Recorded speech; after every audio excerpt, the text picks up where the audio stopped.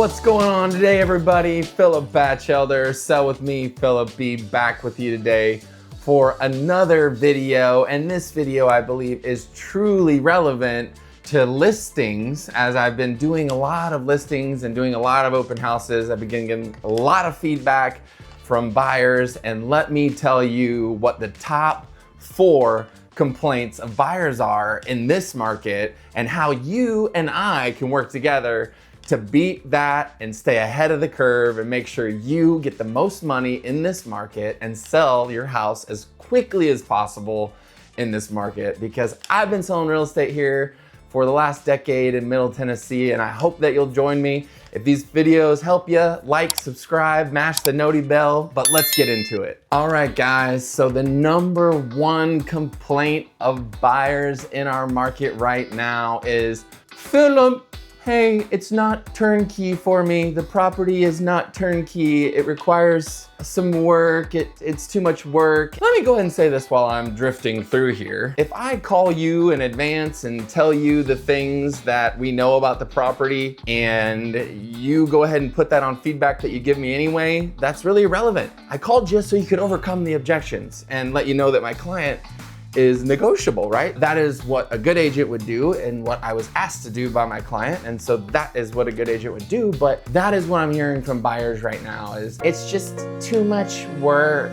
It's just not gonna, do it for me. So, that is one thing that I totally understand and I actually can agree with, is that right now there are several more houses to choose from. It's quite a gap actually in what we've got from listings to buyers. And as soon as interest rates close, that's gonna change. But buyers right now can be picky and move slower and get a better price if their house, they're going to make an offer based on the way they view the amount of work that the house is gonna take, what it's worth. Now, I will say, let's say you got a house, for example, a listing I've had before, it had a pool in it, right? And maybe it needed some other work inside, but my clients were willing to negotiate, make the pool immaculate for them, right? So you get a brand new pool, brand new gunite, brand new decking, all of that good stuff. And the thing is that they don't see that putting in a pool is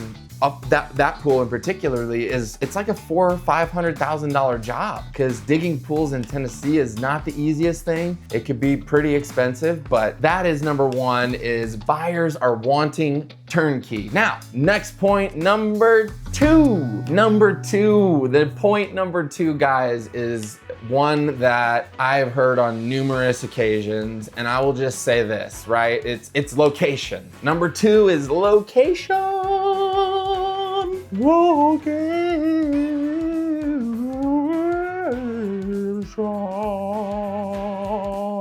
And I say it like that because it is so important, okay? Location could not be more important. And I tell my buyers, look, here's the problems if you buy this property. Like, I just don't let my clients buy a property right next to a drainage ditch or on a main road. Or sometimes people don't even think about, when they're buying their house, that the road ends. Like the road ends right at your street, right? And so let's say your house is here and the road ends here. Well, guess what? Every car that comes, the headlights are shining right into your house. People don't think about stuff like that. I think that buyers buy based on location and sellers have to sell based on the locations. If you have those problems, if you have some things going on with your location, buyers are absolutely being picky right now. If you're on an acre or more, you're probably sitting pretty if you're priced right, but that is a huge issue, is location. And a lot of buyers too are not wanting homes in HOAs right now. They're coming from other places where they've been governed and taxed extra. I have a client right now that says she lives in an area in New York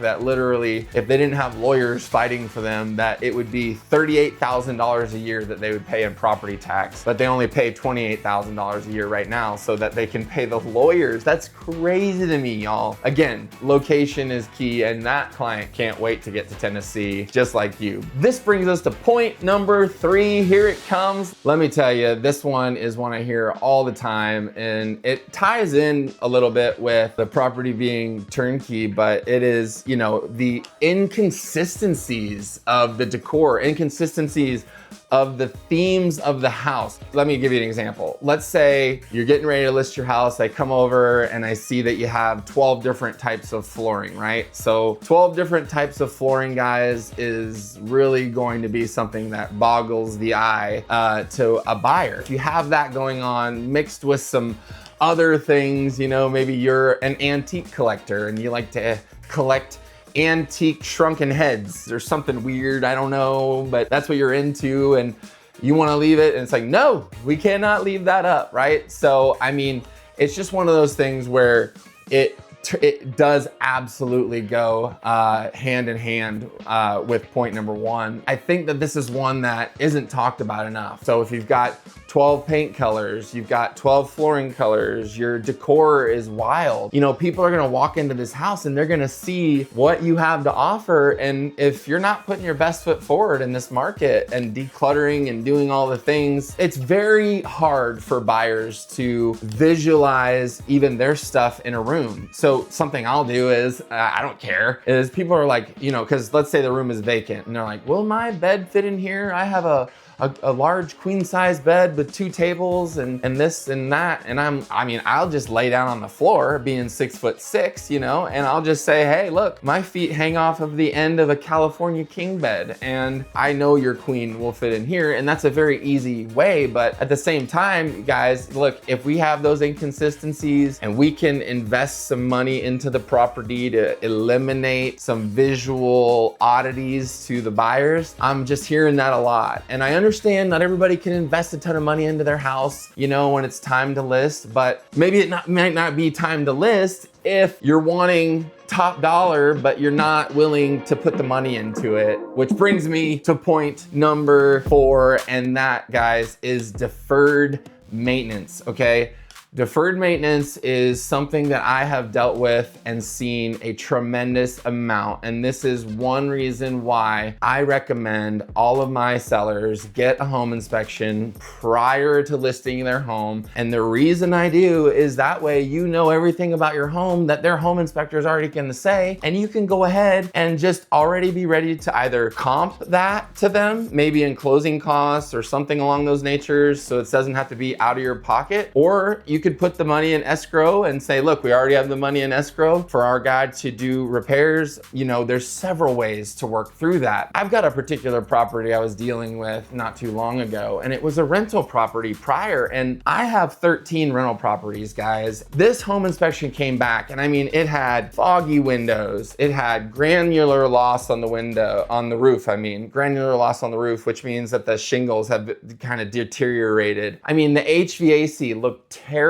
and it's 23 years old. The hot water heater it's past life. And to me, this house screamed rental property. I could tell just when I was walking through it. There was wood rot underneath the house. The crawl space was not taken care of. And so all of these issues, I mean, especially if you have a rental property, you need to have your home inspected prior, and you need to just go ahead, especially if it's a rental property, you need to just replace that HVAC system, or you need to replace that hot water heater. You know, that in that situation, I think it actually was a realtor selling a rental property. And, you know, I think he was selling it maybe because business wasn't as good as it was when he bought it, right? So, but when he bought it, it created a lot of equity. And now if he pulls that equity out, he can now live off that. But the reality is if you're gonna list for the absolute top dollar, like if you're gonna go to the top of the market, then you better make sure you're top of the market ready, okay? And that is one thing that I specialize in for my clients. That is something that we absolutely love to do for our people, is that we are realistic with you. We talk you through the scenarios. We're literally going to give you the comparables with adjustments and all of these things. And then we're gonna give you our realistic approach. You know, if you think that your house is worth $300,000 then that's okay. Maybe I'm not your guy. You know, I'm not everybody's guy. But the reality is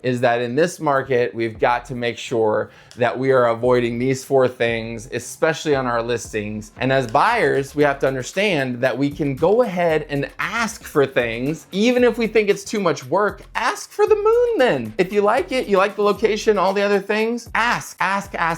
And that is the problem I'm seeing right now too, is that people just aren't asking. Like, we love the house, it would be great, it's just too much work, or it's this, that, or the other. And not that these houses are even in disrepair, it's just an older house, right? Like, so people wanna open up a floor plan, or they wanna do extra things, and it's like, okay, well, if you wanna do that, that's on you, but at the same time, ask me for something, right? Anyway, that is a rant I will go on later. If this video has helped you or blessed you in any way, please like and subscribe, mash the noti bell, and I look forward to putting out the next video because connecting with y'all has been a blessing to me, and I look forward to seeing you on the next one.